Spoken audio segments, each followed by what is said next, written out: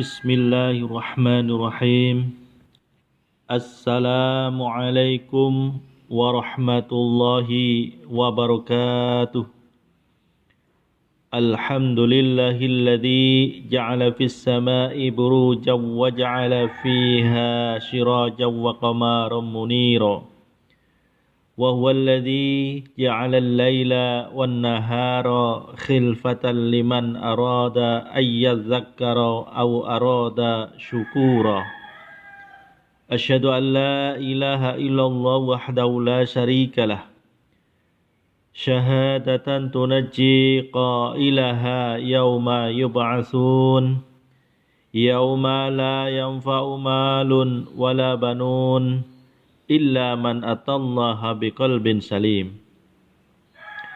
Wa asyhadu anna Muhammadan abduhu wa rasuluh al-mab'utsu rahmatan lil alamin. Innahu la ala khuluqin 'azim. Allahumma salli wa sallim ala abdika wa rasulika nabiyil karim Muhammadin wa ala alihi wa ashabihi ajma'in tayyibin amma ba'd. Ayuhal ikhwah, ma'asyiral muslimin, para pendengar podcast yang budiman, yang dimuliakan Allah Subhanahu wa taala. Segala keagungan, kekuasaan dan segenap yang ada hanyalah milik Allah semata. Manusia adalah makhluk yang dhaif, jiwa dan raganya adalah milik Allah Subhanahu wa ta'ala. Kita hidup atas curahan rahmat dan belas kasih-Nya. Karena itu sudah sepatutnya selalu bersyukur kepada Allah, beribadah, mengabdi dan mentaati segala perintah-perintah-Nya dan menjauhi segala larangannya. Setiap muslim pasti mengaku dirinya mencintai Allah Subhanahu wa ta'ala. Orang bisa dengan mudah mengaku dirinya cinta kepada Allah. Kata cinta kepada Allah memang ringan untuk diucapkan oleh lisan, tapi tidak demikian dengan hakikat cinta itu sendiri. Hakikat cinta kepada Allah adalah sesuatu yang sangat agung. Ia tidak mudah untuk dicapai, penuh lika-liku dan memerlukan banyak pertanda. Laksana kesehatan, betapa banyak orang yang ingin sehat, tetapi ia makan hal-hal yang membahayakannya. Perbuatan yang sesungguhnya sangatlah kontradiksi dengan keinginannya yang semula.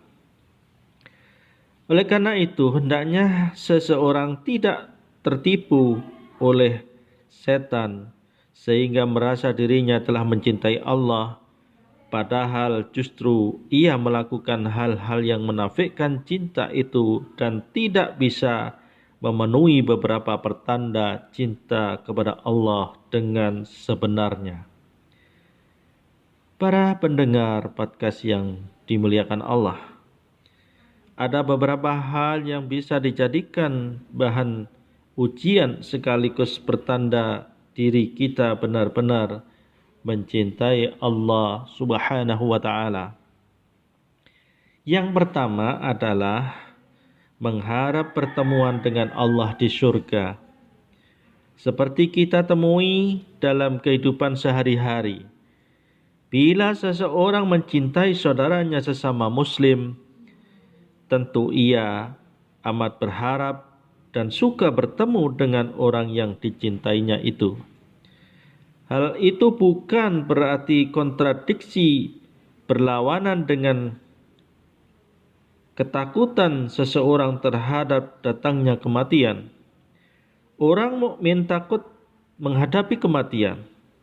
Dikisahkan seorang tabi'in bernama Amr bin Maimun al-Audi Seorang yang mendapati masa jahiliyah tetapi tidak sempat bertemu dengan Nabi Shallallahu Alaihi Wasallam. Bila ia ingat mati, maka seluruh anggota tubuhnya menjadi lunglai seperti seolah-olah mati. Meskipun demikian, di antara orang-orang ada yang mencintai kematian. Sebagian ada yang membencinya, entah karena lemahnya kecintaan itu atau karena hatinya terpedaya dengan kesenangan duniawiya semata, atau karena melihat banyaknya dosa-dosa yang bertumpuk, lalu ia masih mencintai hidup sehingga masih memiliki kesempatan untuk bertaubat.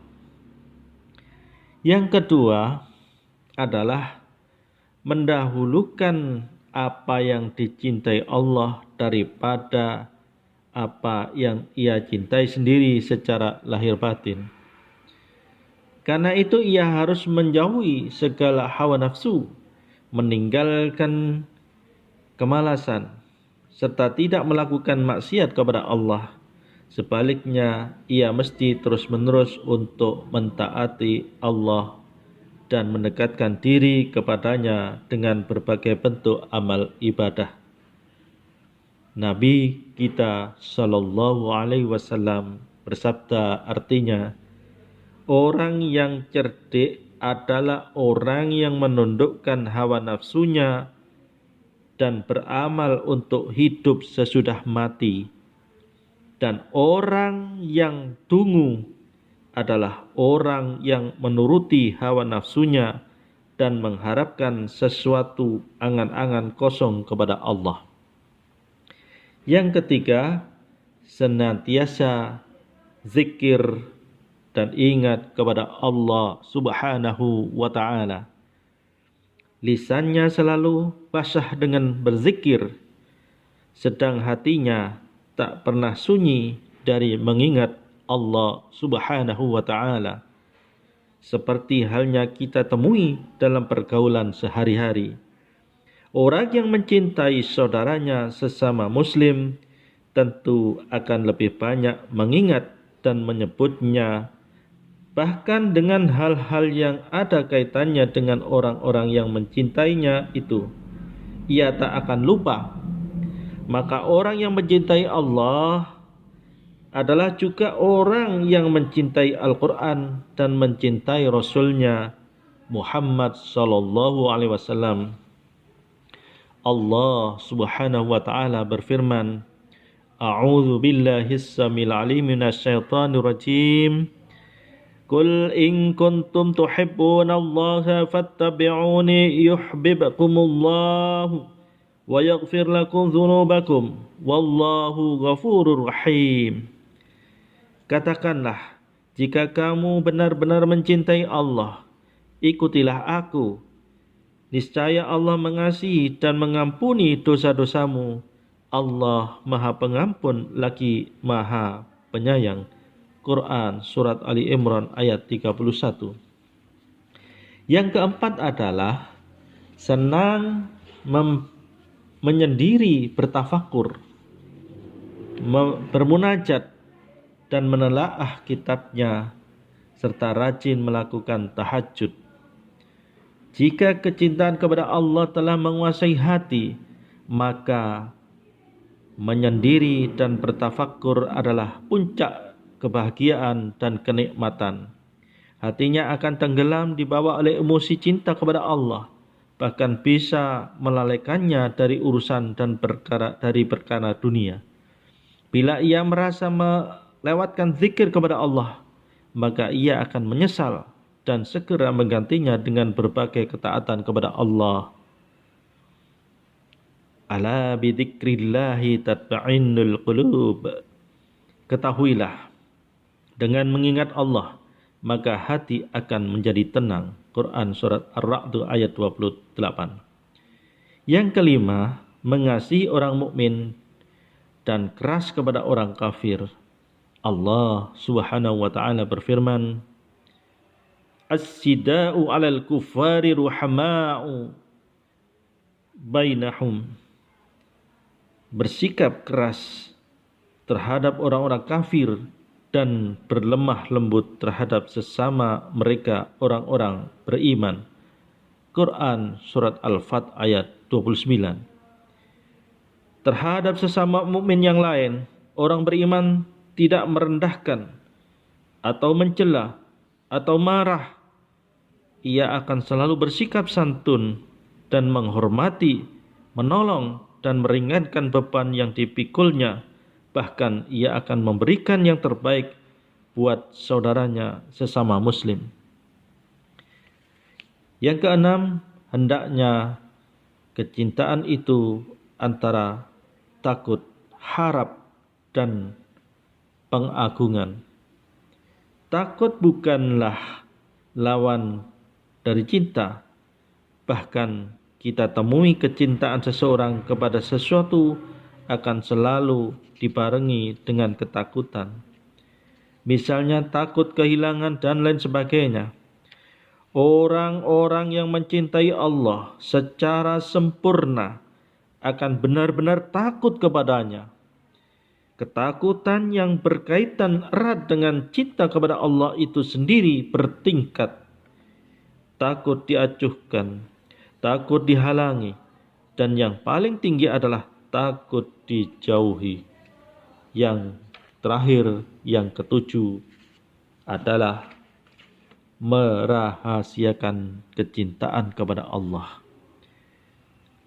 Selalu menjaga untuk tidak mempermalukan kecintaan itu kepada orang lain. Kebenaran cinta kepada Allah tidak mesti harus dikatakan. Cinta sebagaimana kita sebutkan di muka tidak diukur dengan manisnya kata-kata, tetapi ia dibuktikan dengan amal perbuatan yang nyata. Bahkan kecintaan yang diobral, diberitahukan kepada setiap orang, pertanda ia masih ragu dengan kecintaan itu sendiri. Apalagi kecintaan kepada Allah, bila selalu diberitahukan kepada setiap orang, kita takut akan kemasukan riya, pamer, yang dengan begitu serta-merta akan menghapus semua bentuk pengakuan cinta tersebut. Cinta kepada Allah harus dirawat dalam hati dan dinyatakan dalam realisasi takwa yang sebenarnya. Para pendengar podcast yang budiman, yang dirahmati Allah Subhanahu wa taala, setelah kita ketahui berbagai pertanda kecintaan kepada Allah, terasa oleh kita betapa berat untuk mendapatkannya.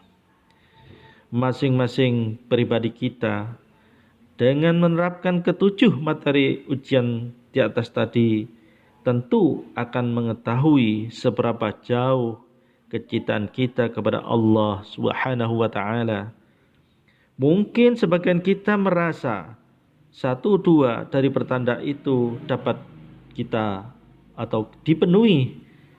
Tetapi bagaimana halnya dengan pertanda yang lainnya? Masing-masing kita tentu lebih mengetahui sampai di mana tingkatan yang kita capai dalam kecintaan kita kepada Allah Subhanahu wa taala. Kecintaan kepada Allah adalah realisasi dari keimanan yang hak kepadanya. Dan apabila akar iman telah menghunjam kuat dalam hati, maka ia akan berpengaruh dalam jiwa dan dalam seluruh aspek kehidupan. Suatu teladan yang baik dalam hal ini adalah kisah dari sahabat Harithah yang diriwayatkan oleh At-Tabrani dan Al-Bazzar. Suatu hari ketika Rasulullah sallallahu alaihi wasallam berada di tengah-tengah para sahabatnya, beliau bertanya kepada sahabat Harithah, artinya, bagaimana keadaanmu wahai Haritsah? Ia menjawab, aku telah menjadi orang yang beriman secara hak benar. Rasul lalu bertanya kepadanya, setiap yang hak memiliki hakikat, maka apa hakikat imanmu? Haritsah menjawab, jiwaku telah tumpul dari menikmati dunia. Bagiku sama saja antara emas dan debu tanah, dan seakan-akan aku melihat ahli neraka di neraka sedang disiksa, seakan-akan aku melihat arsy Tuhanku dengan jelas. Untuk itu aku bergadang pada malamku dan aku berdahaga di siang hariku. Maka Rasulullah sallallahu alaihi wasallam bersabda kepadanya, wahai Haritsah, engkau telah mengetahui, maka tepatilah. Lalu Nabi sallallahu alaihi wasallam bersabda, ia adalah seorang hamba yang hatinya disinari oleh Allah dengan cahaya iman. Lalu Haritsah memohon, wahai Rasulullah, doakanlah aku kepada Allah agar dia memberi rizki kesyahidan di jalannya. Maka Rasulullah sallallahu alaihi wasallam mendoakannya dan ia termasuk di antara syuhada pada perang Badar. Hadis riwayat At-Tabrani dan Al-Bazzar. Saudara-saudara, para pendengar podcast yang berbahagia, yang dirahmati Allah Subhanahu wa taala. Dari kisah di atas dapat kita ketahui, sahabat Haritsah adalah salah seorang profil mukmin sejati yang benar-benar mencintai Allah, mencintainya di atas segala-galanya. Kecintaannya hanya yang hak menjadikannya. Jadi kecintaannya yang hak menjadikannya tak mampu membedakan antara nilai emas dan debu. Dunia sangat tidak berarti bagi dirinya karena ia sangat menikmati cintanya kepada Allah Subhanahu wa taala. Allah Subhanahu wa taala berfirman, A'udzu billahi samil alim minasyaitonir rajim. Wa minan nasi may yantakhidu min dunillahi andada yuhibbunahum ka hubbillahi walladzina amanu asaddu hubban lillah. Dan di antara manusia ada orang yang menyembah tandingan-tandingan selain Allah. Mereka mencintainya sebagaimana mereka mencintai Allah. Adapun orang-orang yang beriman, mereka sangat cintanya kepada Allah. Quran surat Al-Baqarah ayat 165. Saudara-saudaraku, para pendengar podcast yang dirahmati Allah, mudah-mudahan Allah Subhanahu wa taala menggerakkan hati kita untuk senantiasa cenderung dan cinta kepadanya, mentaati perintahnya dan menjauhi larangannya, sehingga pada akhirnya kita tergolong di antara para mukmin sejati yang benar-benar mencintai Allah dan selalu menikmatinya. Demikianlah yang dapat saya sampaikan pada kajian kali ini. Semoga bermanfaat bagi kita dalam menjalani kehidupan dan tidak melupakan cinta kita kepada Allah SWT. Terima kasih atas segala perhatiannya. Sampai jumpa pada episode berikutnya. Nasrum minallahi wa fathun qarib. Wassalamualaikum warahmatullahi wabarakatuh.